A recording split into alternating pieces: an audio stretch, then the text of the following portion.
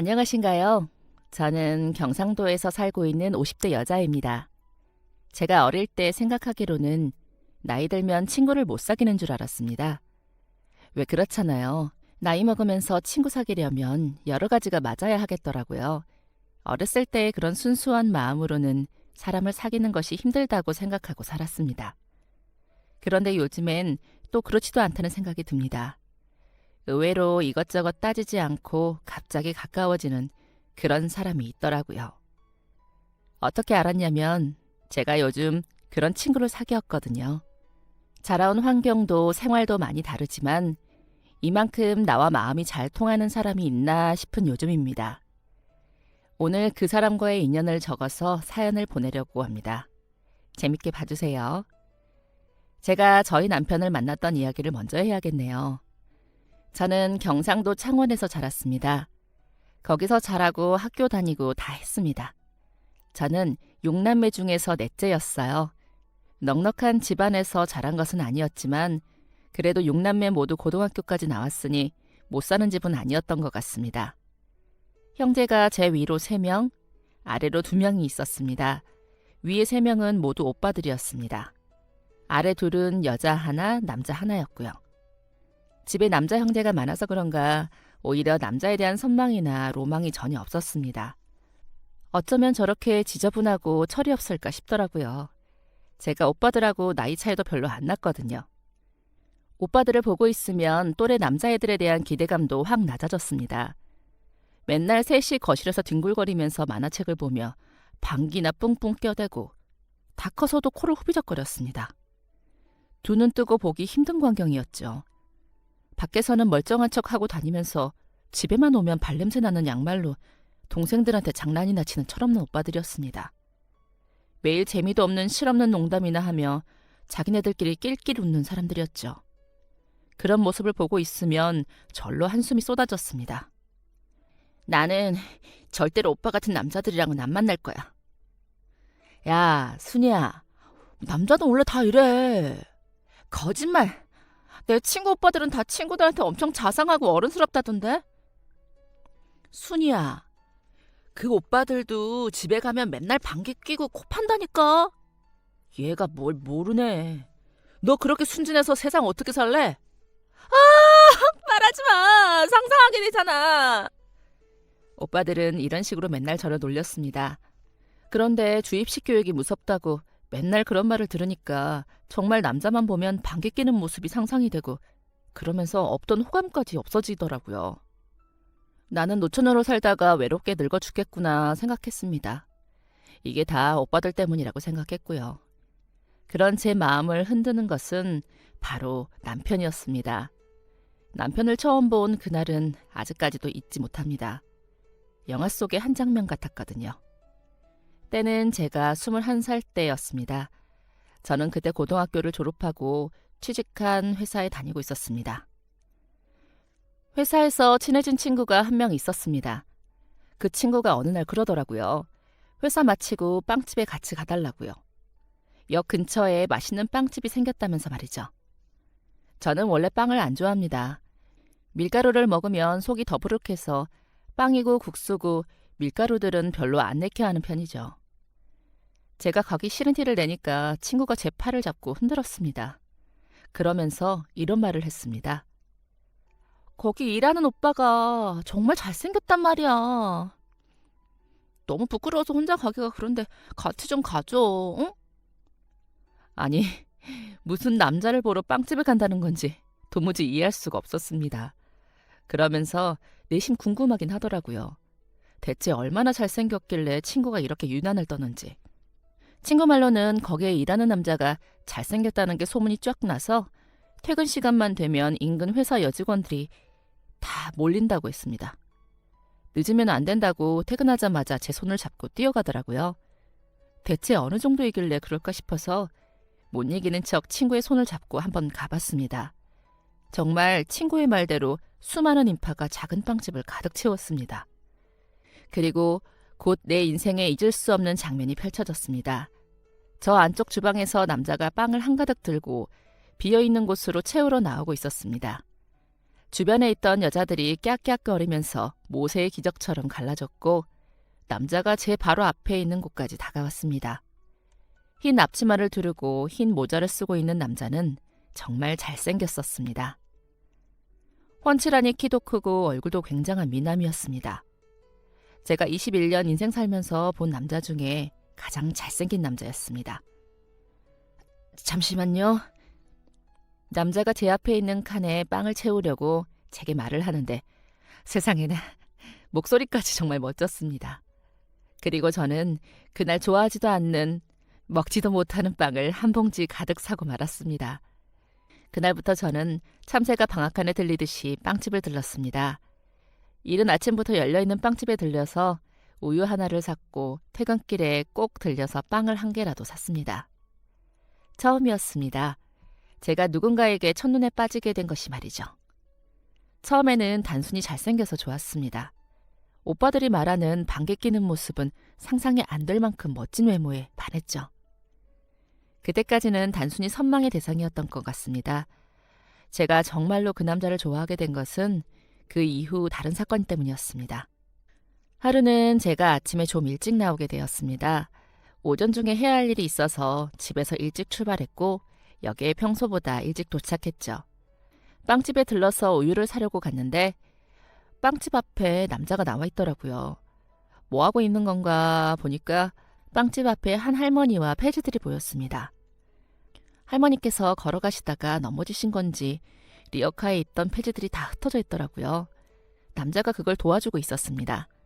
저는 멍하니 그 모습을 볼 수밖에 없었습니다. 사실 남자는 한쪽 다리가 불편했습니다. 처음 봤을 때부터 절뚝거리면서 걷더라고요. 근데 다리도 온전치 않은 사람이 다른 사람을 도와주다니. 그 모습이 정말 멋져 보였습니다. 그리고 조금 부끄러웠습니다. 마음이 저렇게 고운 사람인데 외모만 보고 좋아한다는 게 좀 그렇더라고요. 그때부터 남자가 좀 더 새롭게 보이기 시작했습니다. 제가 마음을 바꾼들 남자가 저를 봐줄지 안 봐줄지 몰랐습니다. 하지만 적어도 제 마음을 표현하고 싶었습니다. 이런 마음이 든 게 정말 난생 처음이었으니까요. 저는 제 마음을 꾹꾹 눌러서 편지에 담았습니다. 그리고 어김없이 퇴근 시간 빵집을 찾아가서 손님들이 다 나갈 때까지 기다렸죠. 빵집에 사람도 빵도 텅텅 빈 것을 확인한 후 빵집으로 들어갔습니다. 안녕하세요. 그런데 오늘 빵이 다 팔려서 어쩌죠? 오늘은 빵 안 사요. 네? 그러시구나. 대신 오늘은 줄 게 있어서 왔어요. 저는 제 마음을 담은 편지와 초콜릿을 함께 건넸습니다. 당황한 남자는 돌처럼 굳어버리더라고요. 부끄러운 저는 후다닥 도망치듯 나왔습니다. 그리고 편지에는 제 삐삐번호도 적었거든요. 연락이 올 때까지 빵집에 가지 않겠다 다짐하고 연락을 마냥 기다렸죠. 정말 심장이 쪼그라드는 기분이었습니다. 무려 일주일이 지나서야 조용했던 제 삐삐가 울렸고 그때부터 우리의 만남은 시작되었습니다. 남자는 고민을 했다고 했습니다. 불편한 자신의 다리가 많이 신경이 쓰였다더라고요. 알고 만난다고 해도 분명 불편할 점이 많을 텐데 혹여나 그런 이유로 자신을 싫어하게 될까 봐 걱정했답니다. 그러면서 덧붙인 말이 사실 남자도 매일 오는 저를 눈여겨보고 있었다고 하더라고요. 저의 용기로 시작된 저희의 만남은 아주 행복만 가득한 나날들이었습니다. 남자는 정말 착하고 선한 사람이었습니다. 몇 가지 예를 들어보자면요. 남자가 하는 빵집이 남자의 아버지와 함께하는 빵집이었습니다. 아버지께서는 예전부터 한식, 양식, 일식 등 주방 일을 하셨던 분이었다더라고요. 이것저것 하시다가 빵집을 차리게 되신 거였죠. 거의 매일 빵이 매진되기는 했지만 혹시 빵이 남는 날이면 무조건 기부를 했습니다.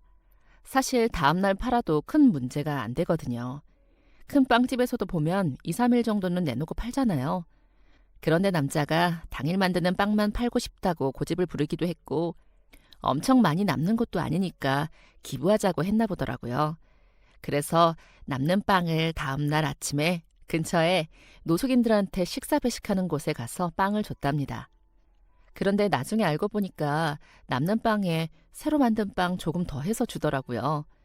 또 길 가다가도 어르신들이 무거운 짐을 들고 가시거나 어린아이가 넘어지거나 하면 절대로 그냥 못 지나쳤습니다. 무조건 가서 도와주고 어떻게든 해결해 주려고 했죠. 그냥 지나갈 수도 있는 건데 왜 그렇게 도와줘요? 나도 다리가 아프잖아. 다리가 아팠을 때 누가 좀 도와줬으면 좋겠다고 생각했던 순간들이 많았거든요. 저 사람들도 그렇지 않을까 싶어서 도와주는 거예요. 마음속까지 멋진 남자가 정말 좋았고 저는 그 남자와 결혼하기로 마음을 먹었습니다. 저희 부모님은 너무 좋아하셨습니다. 훤칠하게 잘생겼고 어른들한테 잘하는 사위를 안 좋아할 부모가 어딨겠어요. 맨날 저한테 장난치던 오빠들도 어디서 이런 미남을 만났냐며 이번만큼은 인정해줬습니다. 모든 사람의 축복 속에 우리는 결혼을 했습니다. 그리고 저는 남편과 함께 빵집 운영을 하게 되었습니다. 시아버지께서 연세도 있으셨고 빵집이 잘 돼서 좀 큰 곳으로 옮길 예정이었거든요. 그래서 제가 회사를 그만두고 같이 빵집 운영을 하게 된 것이었습니다. 빵에 대해서 아무것도 모르고 가게 운영은 더더욱 몰랐지만 모든 게 행복했습니다. 남편에게 빵 만드는 법을 배우는 것도 재미있었고 모든 순간이 사랑이 피어났습니다. 더 좋았던 건 아무래도 장사가 잘 되어서였겠죠. 남편 얼굴 보러 오던 여자 손님들이 이제 결혼했으니 발길 뚝 끊으면 어쩌나 걱정했거든요. 그런데 쓸데없는 걱정이었습니다. 가게 확장 이전하고 오히려 예전보다 더 잘 되었습니다. 빵 팔면서 주스도 같이 팔게 되었고 가게 한쪽에 먹을 수 있는 자리도 4테이블 정도 마련해뒀거든요. 가게에서 먹고 갈 수 있으니까 연인들도 많이 오고 제가 좋아하는 딸기청 우유도 잘 팔려서 정말 매일같이 손님이 끊이질 않았습니다. 그렇게 행복한 나날들을 보내던 어느 날 저희 부부에게 아기 천사가 찾아왔습니다. 그건 이루 말할 수 없을 만큼 이전에 어떤 감정과도 비교가 안 되게 행복하더라고요. 아기 낳으러 가는 전날까지 가게에서 일을 했지만 그냥 마냥 행복에 겨워 있었습니다. 남편을 닮았을지 저를 닮았을지 상상하며 제가 사랑하는 남편과 하루 종일 붙어 있는 게 너무 좋았지요. 그리고 남편과 똑 닮은 아주 예쁜 공주님을 출산하게 되었습니다. 출산하던 그때 얼마나 괴로웠는지 모릅니다. 아기가 거꾸로 있어서 수술을 한 해 만에 아주 난리를 치면서 꼬박 16시간을 진통해서 출산을 했습니다. 하지만 낳고 나니 너무 예쁘더라고요. 특히나 남편을 닮아 진한 쌍꺼풀에 아기 때부터 순 많은 눈썹이 너무 신기했습니다. 여보, 나 이 아기를 위해서는 뭐든 할 수 있을 것 같아. 나도. 우리 인생에 이막이 펼쳐진 것 같았습니다. 무엇과도 바꿀 수 없는 황홀한 시간들이었습니다. 하지만 이 기쁨과 행복도 오래가지 않았습니다. 저희 아이가 5살 때 시아버지가 돌아가셨습니다. 그때 남편이 마음고생을 정말 많이 했습니다. 시어머니가 남편 8살 때 돌아가셨거든요. 그래서 줄곧 시아버지와 함께 지냈었고 심지어 외동아들이었습니다. 안 그래도 선하고 인품 좋은 시아버지인데 자식한테는 오죽 좋은 아빠였겠습니까? 부잣길이 장사도 할 정도면 말 다 했죠 뭐. 각별했던 만큼 슬픔은 컸고 남편은 일주일 내내 장사를 쉴 만큼 아무것도 하지 못했습니다. 시아버지 영정사진을 끌어안고 끄끄 울기를 몇 날 며칠을 반복했습니다. 꼬박 일주일을 그러더니 끝내 사단이 나고야 말았습니다. 남편이 너무 힘들어해서 일주일 가게 문을 닫고 그 다음에는 제가 혼자 가게 운영을 했습니다. 기본적인 빵들은 만들 줄 알았고 커피 내리는 건 제가 남편보다 잘했으니까요. 어떻게든 운영을 했었죠. 그때 저희 딸이 유치원 안 다닐 때였던지라 가게 한쪽에 앉혀두고 혼자 일을 했습니다. 아니면 저희 부모님이 와서 아이를 봐주기도 하셨고요. 그렇게 보름 정도 일을 했습니다. 남편은 서서히 슬픔을 떨치려 노력했습니다. 그래도 제 마음이 영 편치 않아서 충분히 쉬고 가게에 나오라고 일러두었었죠. 남편은 제가 없는 동안 혼자 집안일을 하고 아이를 돌보면서 회복하고 있었습니다. 그런데 어느 날 퇴근하고 집에 들어갔는데 남편이 쓰러져 있는 걸 발견하게 되었습니다. 아이는 옆에서 엉엉 울고 있고 남편은 미동조차 없었습니다. 너무 놀란 와중에 제 손은 전화기를 향했고 119를 눌렀습니다. 구급대원이 도착할 때까지 쓰러진 남편을 건들지 말라는 119 대원분의 말씀에 어떻게 하지도 못하고 딸아이만 부둥켜 안고 울었습니다. 아이가 얼마나 놀랐는지 잘 울지 않는 아이인데 소리를 지르면서 울더라고요. 20분 정도 지나서 구급대원분들이 도착을 하셨고 구급차를 타서도 남편은 의식이 없었습니다. 너무 마음고생이 심했나? 너무 많이 울었나? 아니면 끼니를 걸렀나? 오만 생각이 머리를 덮었습니다. 그리고 도착한 병원에서는 충격적인 이야기를 듣게 되었습니다. CT를 찍자고 하더니 찍고 나서 다시 MRI를 찍자고 하더니 이번에는 또 다시 CT를 찍자고 하더라고요. 기다렸다가 사진 찍다가 또 기다렸다가를 반복했습니다. 처음에는 응급실에서 돈 빼먹으려고 그러나 싶다가 표정이 좋지 않은 의사 선생님의 얼굴을 보면서 점점 불안해졌습니다. 남편은 여전히 의식이 없었고 결과만 하염없이 기다리던 중 딸아이가 화장실을 가고 싶다고 해서 잠깐 나갔습니다. 볼일을 다 보고 나왔는데 밖에서 의사분이 제 남편 이름을 부르며 보호자를 찾더라고요. 네, 제가 보호자인데요. 지금 입원 절차 밟으셔야 할 것 같아요. 네, 교수님이 사진 보시고 다시 설명드릴 텐데 아무래도 상황이 좋지 않아 보입니다. 상황이 좋지 않다뇨? 저희 남편이 어디 아픈 건가요? 그냥 집에서 쓰러졌어요. 요즘 피곤해하기도 했고 얼마 전에 상을 당해서 마음이 많이 불안한 상태였고요. 혹시 쓰러지면서 어디 부딪힌 걸까요? 어디 다친 건가요? 남편분은 피곤해서 쓰러지신 게 아니에요. 네? 그게 무슨 말씀이세요? 암입니다. 대장암 4기로 보입니다. 갑자기 속이 울렁거렸습니다. 이게 대체 무슨 말인가? 듣고도 믿을 수 없어서 몇 번을 되물었습니다. 선생님의 말씀은 똑같았습니다. 숨이 잘 쉬어지지 않았습니다. 급하게 바깥으로 나가서 숨을 진정시키는데 딸아이가 옆에서 제 옷자락을 잡더라고요. 수도꼭지에서 물이 터져 나오는 것처럼 눈물이 터져버렸습니다. 응급실 문 앞에서 딸아이를 안고 펑펑 울었습니다. 믿을 수 없었고 믿기도 싫었습니다. 가슴이 무너지는 기분이었습니다. 남편은 곧바로 입원을 했고 다음 날 이른 새벽이 되어서야 남편이 깨어났습니다. 밤새 한숨도 못 잔 제가 어리둥절한 남편을 맞이했습니다. 곧 이어 자신의 상태를 알게 된 남편은 처참하게 무너졌습니다. 시아버지가 돌아가셨던 그때처럼 괴로워했습니다. 저희 부부, 저희 가족의 또 다른 인생이 시작되는 시점이었습니다. 남편은 항암 치료를 시작했습니다. 남편과 저는 마음을 다잡기로 했습니다. 딸아이를 보면서 이 아이가 태어났을 때 했던 다짐을 기억하면서 말이죠. 저희는 치료를 위해 서울행을 택했습니다.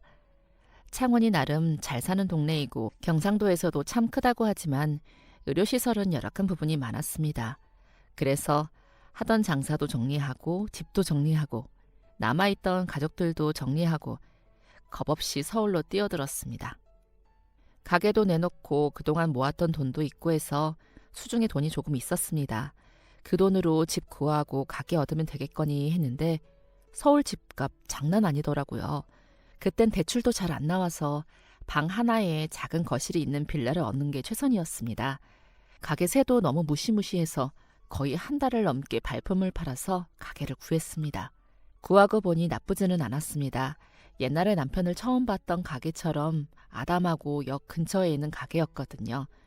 그때 그 마음처럼 뭐든지 다 잘 될 거라고 믿고 살기로 했습니다. 무엇보다 당사자인 남편이 무너지지 않고 힘을 냈기에 저도 덩달아 힘을 낼 수 있었습니다. 초반에는 마치 우리한테 어떤 행운이 찾아온 것처럼 예후가 좋았습니다. 장사도 막 오픈한 것 치고는 잘 되었고 남편도 좋은 교수님을 만나서 치료도 별 탈 없이 잘 받을 수 있었습니다. 하지만 항암치료라는 게 원래 장기전이잖아요. 하나의 방법으로 정해져 있는 것도 아니고 치료 방법이 우리 남편한테 잘 맞을지도 알 수가 없는 거고 그만큼 따라오는 부작용도 상당하고요. 남편이 항암치료를 받는 그 시간이 정말 길게 느껴졌습니다. 하루가 이틀처럼 느껴졌고 병원에 있으면 1시간이 2시간처럼 느껴졌습니다. 남편이 아프기 전에는 마냥 행복한 시간들이 너무 빠르게만 느껴졌는데 왜 고통의 시간은 이렇게 길게 느껴지는 걸까요? 아픈 남편도 지켜볼 수밖에 없는 저와 딸도 너무나도 힘든 시간들이었습니다. 그렇게 끝나지 않을 것 같은 항암 치료는 끝이 보였습니다.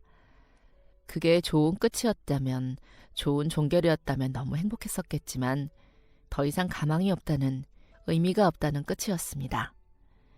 남편은 3년간의 긴 항암 치료를 했고 2달 동안은 진통제에만 의지했습니다. 말 그대로 삶을 연장시키는 수준이었습니다. 이전의 남편의 모습은 없었습니다. 하지만 저는 여전히 그를 사랑했고 그를 위해서는 뭐든지 할 수 있었습니다. 하지만 제가 할 수 있는 게 없답니다.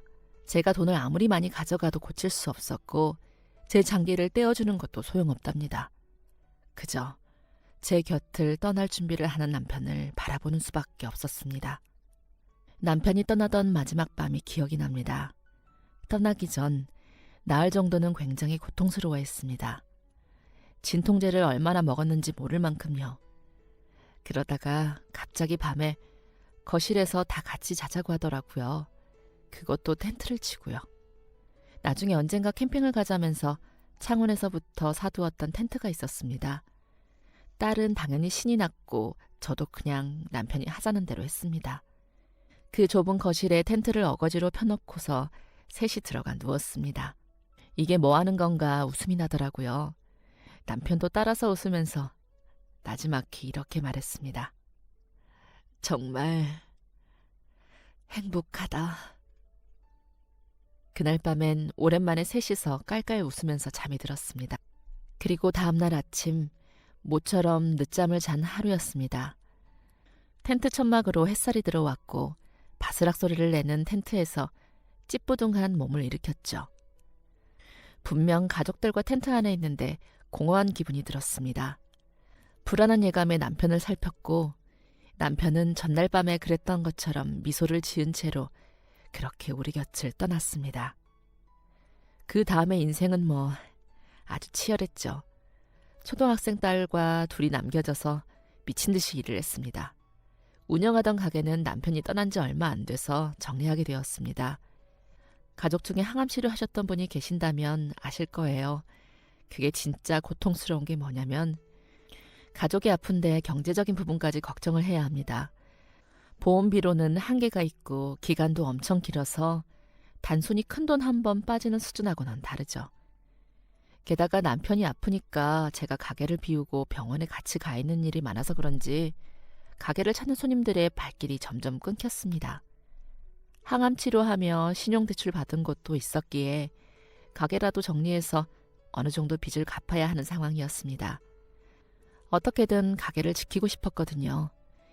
남편과의 추억이 많은 일이었으니까요. 하지만 딸이 있으니 추억만 쫓을 수는 없었습니다. 조금이라도 매출이 나올 때 가게를 정리했고 저는 곧장 인력사무소로 향했습니다. 서울에서 살고 있다지만 고작 3년 살았고 연고도 없으니 다른 선택지가 없었습니다. 그냥 닥치는 대로 일을 하자. 가장 자신 있는 몸쓰는 일을 해서 얼마가 되었든 돈을 벌자가 제 목표였습니다. 그렇게 가게 된 인력사무소에서 아파트 청소 일을 하게 되었습니다. 매일 새벽같이 나가서 아파트를 청소했습니다. 아파트에 보면 보일러실, 기계실 같은 곳이 있어요. 거기가 저희 청소부들 쉬는 공간이었습니다. 지금은 좀 나아졌는지 모르겠네요. 웅웅거리는 소리를 들으면서 멀쩡한 의자도 없는 그런 곳에서 작업복으로 갈아입고 한동 다 돌고 잠깐 엉덩이 붙였다가 나가곤 했습니다. 그래도 일이 일찍 끝나서 좋았습니다. 오후에는 또 다른 일을 했거든요. 제가 살던 빌라 바로 옆에 밥집이 하나 있었습니다. 그 동네에 옷공장이 많았는데 그 밥집에서 많이들 배달을 시키더라고요. 가장 바쁠 점심시간에 가서 주구장창 설거지하고 반찬도 만들고 미제로 손질도 하면서 일을 했습니다. 그리고 저녁 시간에 집에 들어가서 우리 딸하고 저녁밥 차려 먹고 일찍이 잠들었죠. 또 다음 날에 아파트 청소하러 가야 했으니까요. 우리 딸이 아버지가 없는 거니까 제가 가장 노릇도 잘하고 엄마 노릇도 잘하고 싶은 마음에 그렇게 욕심부려서 일했던 것 같습니다. 돌이켜보면 참 미련하게도 살았구나 싶지만 그때의 저한테는 그게 최선이었던 것 같네요. 그러다가 아파트 청소가 다른 업체로 넘어가게 되었고 저는 가정부 일을 소개받아서 하게 되었습니다. 처음에는 2인 1조로 다니면서 집 청소만 짧게 하고 다녔습니다. 그러다가 제가 꼼꼼하게 청소를 하니까 여기저기서 좀 해달라고 연락이 오더라고요. 그래서 주기적으로 일주일에 한 번, 그러다가 매일, 그러다가 아예 고정적으로 월급 받고 출퇴근하는 가정부가 되게 되었습니다. 매일 7시에 출근해서 6시에 퇴근하는 일이었습니다. 사실 시간만 따지고 보면 엄청 길었습니다. 하지만 중간에 2~3시간 정도는 집주인분이 그냥 쉬라고 시간도 주셨고 퇴근 시간이 빨라서 딸 아이와 저녁 시간을 보낼 수 있어서 좋았습니다. 집마다 출퇴근 시간은 차이가 있지만 대체적으로 저 정도 시간을 일했습니다. 아이가 한 중학생 때쯤부터 계속 이런 식으로 일했던 것 같습니다. 투잡 뛰었을 때보다 훨씬 돈도 많이 벌어서 좋았습니다. 그리고 또 혼자 일을 하는 게 편하더라고요. 집주인 사모님이나 사장님 간섭이 많은 집도 간혹 있었지만 그 정도는 견딜만 했습니다. 스트레스 없는 직장은 없을 테니까요. 그래도 사실 아이한테 당당한 직업은 아니었습니다. 남의 집에서 일하는 엄마를 부끄러워하면 어쩌나 걱정이 되더라고요. 아이 친구 엄마들은 멋지게 정장 빼입고 회사도 다니고 어엿한 가게 운영하는 사람도 있을 테니까요. 그래서 언제 한 번은 아이한테 물어본 적이 있었습니다. 예진아, 엄마가 이런 일 해서 부끄럽지 않아? 이런 일? 이런 일이 뭔데? 남의 집 가서 청소하고 밥하고 그런 거. 멋진 직업도 아니고 식모일하는 거니까 혹시 우리 예진이가 엄마 일하는 것 때문에 기죽을까 봐 걱정돼서 그렇지. 엄마 진짜 실망이야. 나를 그 정도로밖에 생각 안 한 거야? 부끄럽긴 뭐가 부끄러워. 오히려 난 엄마가 너무 멋있는데?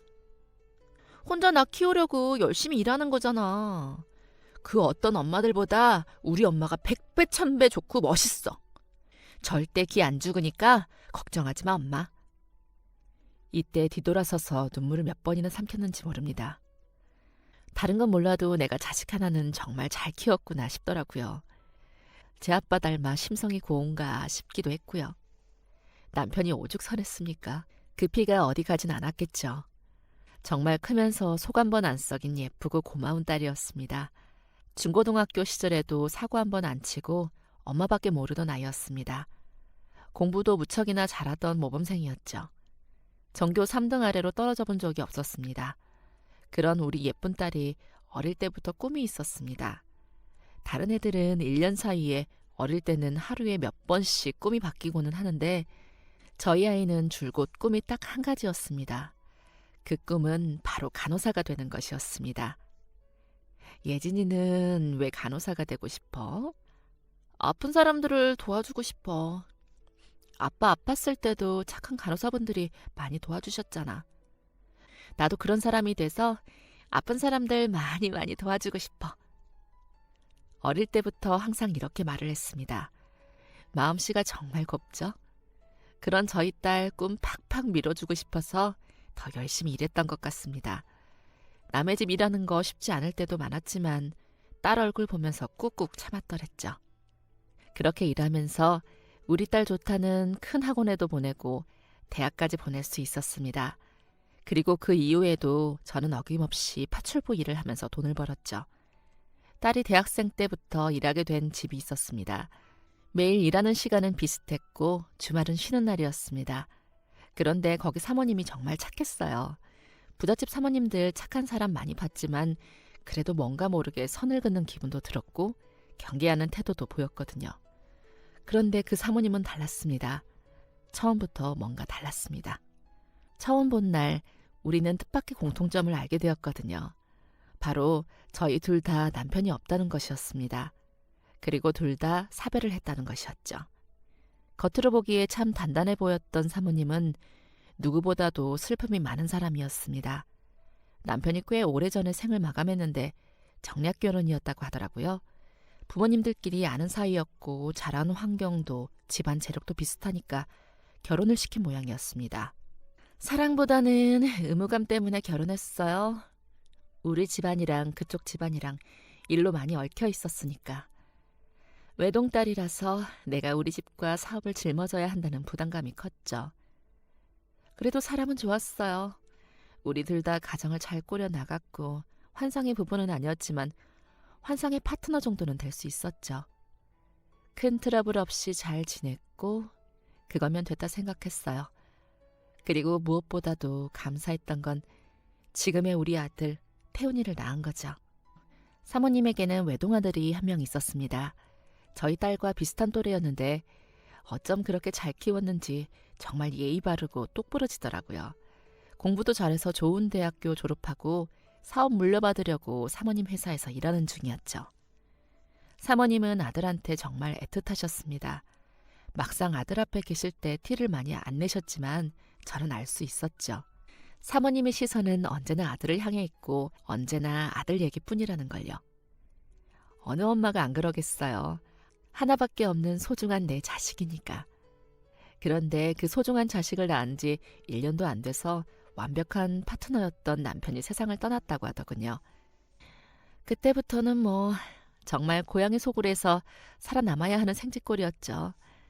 그렇잖아요. 그 옛날에 여자 혼자 사업한다고 하면 정말 많이 무시당하고 위협도 받고 살코맘으로 위장한 위험한 제안도 받고 시기도 받고 있던 거래처들도 끊기고 많이 위태로웠죠. 이 사업을 할아버지 때부터 했었거든요. 그걸 제가 무너뜨릴 위기에 처했던 거죠. 여기저기서 자기들한테 넘기라는 제안을 수두룩하게 받았지만 제가 끝까지 지켜냈어요. 그렇게 굳건하게 버틴 덕에 지금 이 자리를 유지할 수 있었죠. 그런 사모님이 정말 멋있었습니다. 배울 점도 많다고 생각했고 그와 동시에 저랑 비슷한 부분도 많다고 생각했습니다. 그렇게 느낀 건 사모님도 마찬가지였나 봅니다. 어느 날 느닷없이 드라이브를 가자고 하면서 근교 카페에 가서 차를 한 잔 마시고 오는 날도 있었고 저녁 식사 준비를 도와주며 같이 했던 적도 있었고 그 밖에도 저희는 틈틈이 많은 대화를 나누며 시간을 보냈습니다. 내가 여기에 일을 하러 온 건지 놀러 온 건지 착각할 만큼 긴 시간 동안 대화를 나눈 적도 있었죠. 정말 좋은 사모님을 만났다고 생각했고 그 집에서만 4년을 일을 했습니다. 그맘때 저희 딸이 대학 졸업하고 병원 일을 하고 있을 때였거든요. 대학교 다닐 때는 내내 기숙사 생활을 해서 잘 못 보다가 서울에 있는 대학병원에 들어가면서 다시 같이 살게 되었습니다. 딸은 일이 일찍 끝나면 저를 데리러 사모님 댁으로 가끔 오곤 했습니다. 그러다가 어느 날 사모님이 저녁을 차려준다고 하더라고요. 내가 유명한 셰프님한테 갈비찜이라는 걸 좀 배워왔는데 오늘 저녁은 내가 해줄게요. 괜찮죠? 괜찮은데 사실 오늘 딸이 데리러 온다고 했거든요. 어머, 그래요? 그럼 같이 저녁 먹자고 해요. 안 그래도 한 번도 못 봐서 궁금했는데 잘 됐네. 가만히 있어봐. 갈비찜을 좀 넉넉하게 하는 게 좋겠죠? 내가 잘할 수 있으려나 모르겠네. 사모님께서는 요리하는 걸 좋아해서 가끔 해주시거든요. 그날도 그런 날이었는데 딸아이도 오라고 하는 겁니다. 생각해보니까 그 집에서 오래 일하면서 딸을 보여드린 적이 없었거든요. 그 집 아들은 따로 살았는데 가끔 본가에 놀러와서 제가 몇 번 봤었고요. 사모님이 우리 딸 계속 궁금해하기도 했고 해서 이참에 한번 보여드렸습니다. 사모님의 저녁 준비가 어느 정도 마무리될 무렵에 초인종이 울렸습니다. 저는 얼른 나가서 우리 딸을 안으로 안내했고 드디어 사모님이 우리 딸을 처음 보는 순간이었죠. 그런데 딸을 딱 보자마자 사모님의 반응이 이상했습니다. 어머! 하면서 놀라더라고요. 왜 그러세요, 사모님? 아니, 내가 아는 사람이랑 너무 닮아서. 아니에요. 잠깐 놀라던 사모님은 다시 정신을 차렸고 저희에게 맛있는 식사를 대접해 주셨습니다. 사모님이 간을 정말 잘 보시거든요. 미각이 진짜 뛰어납니다. 그래서 요리를 자주 하지 않아도 간은 진짜 기가 막히죠.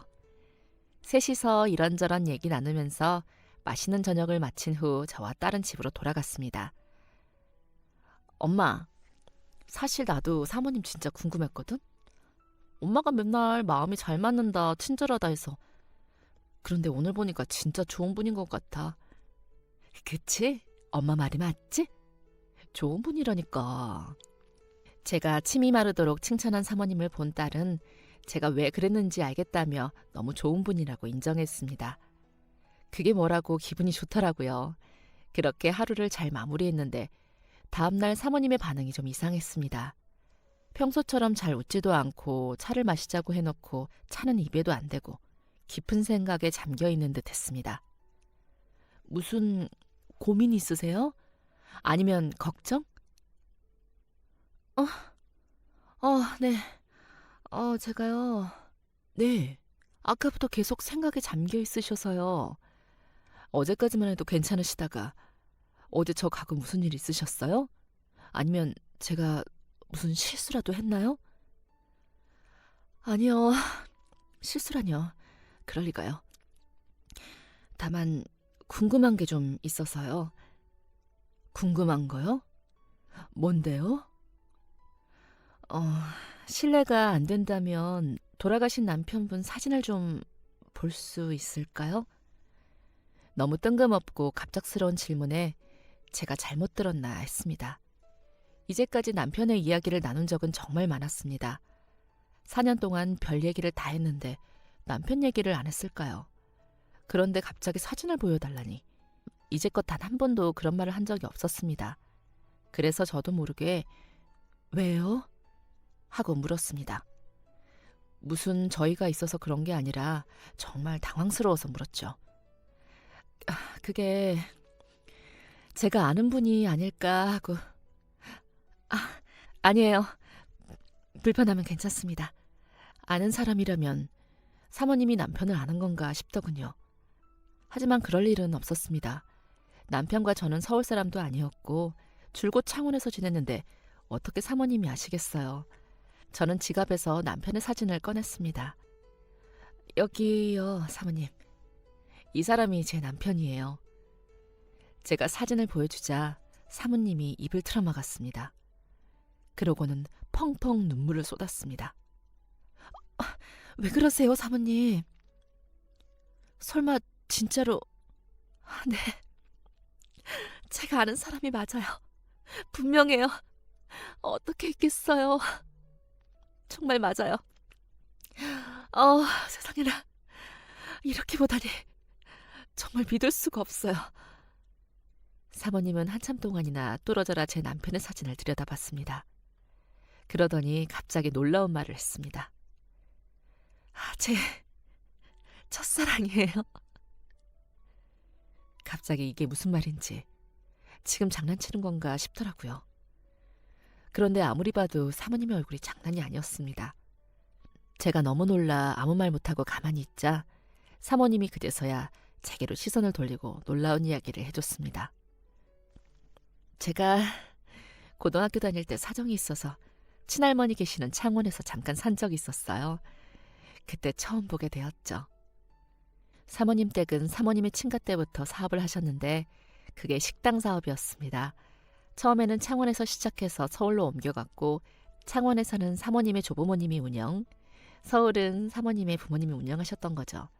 단순히 식당 하나 운영한 게 아닌 프랜차이즈 사업이었는데 그 옛날에는 프랜차이즈랄 것도 없었고 그냥 식당 여러 개 갖고 계셨던 분들이셨나 보더라고요. 부모님과 살던 서울 집에 약간 문제가 생기면서 사모님은 2, 3년 정도 창원에 내려가 있게 되었답니다.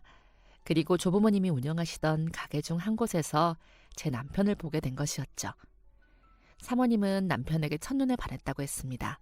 사모님뿐만 아니라 그 당시 동네 여자들이고 같이 일하는 사람들이고 손님들한테까지도 인기가 참 많았다고 하더라고요. 짙은 쌍꺼풀과 진한 눈썹이 참 매력적이라 잊혀지지가 않는다고 했습니다. 사모님이 저희 남편을 마음속에 품고 살던 어느 날 한 사고가 일어나게 되었다고 했습니다. 바로 사모님 댁에 불이 난 것이었습니다. 한밤중에 불이 정말 크게 났다고 했습니다. 집에는 조부모님하고 사모님만 있었고 옛날이라 집이 다 나무로 되어 있어서 순식간에 활활 탔다고 하더라고요. 어느새 방문까지 불길이 번져서 이걸 어쩌나 오도 가도 못하고 방에 갇혀버렸답니다. 검은 가스가 자욱해서 눈이 스르르 감기려던 그 순간 누군가 방문을 부수고 들어와서는 사모님을 구해줬다고 했습니다. 그리고 그 사람은 그날 집에서 빠져나오다가 무너진 자재에 깔려 다리를 절게 되었고요. 맞습니다. 그 사람이 바로 저희 남편이었던 겁니다. 밤 늦은 시간 동료 직원들과 함께 퇴근을 하던 남편이 사모님 집 앞을 지나게 되었고 활활 타는 불길을 보고 겁도 없이 뛰어든 것이었습니다. 그 덕에 사모님이 목숨을 구할 수 있었던 거고요. 저 정말 그때 오빠 아니었으면 죽었을지도 몰라요. 내가 평생 얼마나 생각했는데 어떻게 이렇게 만나다니. 남편을 사랑했다는 여자라니, 그게 저와 친하게 지낸 사모님이라니 기분이 이상했습니다. 싫어하기에는 너무 옛날 일이고 딱히 싫어할 만한 이유도 아닌 것 같았습니다. 그렇다고 좋아하기에도 기분이 이상했고요. 제 표정을 읽었는지 사모님이 수습하듯 말했습니다. 아, 오해할까봐 하는 말인데 저 혼자만 좋아했어요. 이걸 할머니께서 눈치채시고 엄청 혼내셨죠. 옛날 분이시라 좀 고지식 하셨거든요. 그래서 저 때문에 오빠가 가게에서 잘렸어요. 오빠는 마음도 없는데 괜히 할머니께서 나서셨던 거죠. 그 다음에는 어디로 갔는지 모르고 살았어요. 평생 마음의 빚이었는데 정말 인연이란 게 있긴 한가 봐요. 사모님은 다시 한번 눈물을 펑펑 쏟았습니다. 저도 괜히 눈물이 나더라고요. 사모님의 절절한 사연이 마음을 울렸던 건지 죽은 남편이 생각났던 건지는 잘 모르겠습니다. 그냥 그날은 둘이 한참 동안이나 눈물을 흘렸습니다. 그리고 며칠 뒤 사모님이 뜻밖의 제안을 하셨습니다. 혹시 예진이 말인데요. 저희 딸요? 네, 혹시 만나는 사람 없으면 우리 아들 소개해주면 어떨까 해서. 물론 두 사람이 괜찮다면요. 혹시 왜 그러시는지 알 수 있을까요? 지난번에 말했듯이 남편분한테 큰 빚을 졌다고 생각하고 언젠가는 보답하고 싶었어요. 지금은 이 세상에 없어서 뭔가 해줄 수는 없지만 예진이한테라도 은혜 갚고 싶어요. 아주머니께서 예진이 귀하게 키우신 만큼 저도 태훈이 귀하게 키웠어요. 좋은 인연이 될 것 같아서 예진이한테 내 귀한 보물과 제가 누리고 있는 것들 주고 싶어서 그래서 생각해 본 거예요. 다른 의도는 없으니 오해 마세요. 예진이한테 물어보기라도 해주세요. 기분이 조금 묘했습니다. 하지만 사모님 마음 이해가 되더라고요. 남편이 오죽 착한 사람이었나 싶기도 했고 사모님 또한 정말 선한 분이었기에 그게 마음에 큰 짐이었겠다 싶었습니다. 그리고 무엇보다도 제가 사모님 아들을 보면서 생각을 했거든요. 저런 사위가 들어온다면 더할 나위 없이 좋겠다고요. 그만큼 착한 사람들이었기에 사모님 제안을 받아들였습니다. 그리고 며칠 뒤 저와 사모님의 주선으로 저희 애들이 만나게 되었습니다. 일부러 둘만 만나게 했어요. 괜히 그 사이에 꼈다가 애들만 불편해할 것 같아서요. 차 마시고 저녁까지 먹고 왔는데 은근슬쩍 물어보니까 딸은 나쁘지 않은 반응이더라고요. 그리고 몇 번 더 만나는가 싶더니 연인 사이로 발전을 한 겁니다. 그때부터는 제가 더 이상 그 집에서 일을 못하겠더라고요. 이제는 딸 남자친구 집인 거잖아요. 그때부터는 그 집에서 일하는 건 그만두고 사모님하고는 친구로 만나게 되었습니다. 그러기를 1년. 애들이 저랑 사모님 불러서 식사 대접한다고 하더니 글쎄 결혼한다고 발표를 하더라고요. 저희 둘 다 그 말만을 기다려왔던지라 박수치고 좋아했습니다. 사모님이 사돈이 된 것이었죠. 사실 둘이 만나게 하면서도 내내 불안했거든요. 얘네가 헤어지면 저랑 사모님 사이도 어색해질 테니까요. 좋은 친구였는데 더 못 만나는 건가, 친구로라도 지내기는 어려울까 생각했는데 세상에 사돈이 되다뇨. 더할 나위 없이 좋았습니다. 제 인생에 무슨 호화인지 그렇게 의리의리한 결혼식장에서 저희 딸이 결혼할 줄은 몰랐습니다. 사위가 인생에 한 번뿐인 결혼식인데 저희 딸한테 최고의 순간을 만들어주고 싶다며 야무지게 준비했더라고요. 반짝반짝한 드레스를 입은 우리 딸의 모습은 세상 누구보다도 예뻤습니다. 아빠 손을 잡는 것 대신 남편 될 사람 손을 꼭 잡고 걸어오던 딸의 모습이 아직도 눈에 선합니다. 그런데 벌써 결혼 4년 차가 되어서 어느새 애를 둘이나 낳은 엄마가 되었습니다. 요즘에는 손주들 보는 낙으로 살고 있습니다. 우리 딸도 이렇게 작았나 싶고 너무너무 귀엽네요. 그리고 우리 사돈은 이 작은 애들한테 뭘 그렇게 해주는지 제가 딸 집에서 손주들 보고 있으면 맨날 양손 가득 뭘 바리바리 싸웁니다. 애들 오시며 장난감이며 기저귀까지 아주 한 짐을 들고 오네요. 그럴 때마다 너무 웃겨서 웃음이 깔깔 납니다. 재밌는 친구를 둔 기분이에요. 그렇게 단단하고 강한 사람이 애들 앞에서는 재미난 코미디언이 되고 애들 울거나 아프면 어쩔 줄 몰라 하는 게 정말 재밌습니다. 손주들 봐주다가 사돈이랑 같이 애들 집에서 나오면 너무 힘들어서 둘이 마사지도 받으러 갑니다. 둘이 여행도 자주 가고 얼마 전에는 애들이랑 손주들이랑 베트남도 다녀왔습니다. 거기서 사돈이 그러더라고요. 앞으로도 자기가 할 수 있는 최선을 다해서 애들을 도와줄 거라고요. 지금 애들 집도 사돈이 해줬거든요. 그것만으로도 충분하다고 뭘 더 하냐고 하면 이렇게 말합니다. 어차피 나 죽을 때 가져갈 것도 아닌데 귀한 우리 애들 마음껏 주다가 다 남기고 가는 게 맞죠? 안 그래요, 사돈? 솔직히 틀린 말 하나 없어서 그냥 웃으면서 끄덕입니다. 참 멋진 사람이고 좋은 친구입니다. 우린 아마 서로 남편들한테 가기 전까지 이렇게 즐거운 인생을 보내겠죠. 이런 인생 저런 인생 살아보니 사는 거 참 별거 없습니다. 그저 나랑 마음 맞는 친구 하나 있는 게 전부인 것 같네요. 남편 떠나고 그 재미를 오랫동안 모르고 살았는데 다시금 알게 해준 사돈한테 정말 고맙습니다. 앞으로도 나의 재미난 친구가 되어주길 바라며 언제나 항상 건강하길 바라며 글을 마치겠습니다. 지금까지 사연 들어주셔서 감사합니다. 사연이 재밌으셨다면 구독과 좋아요 부탁드려요. 감사합니다.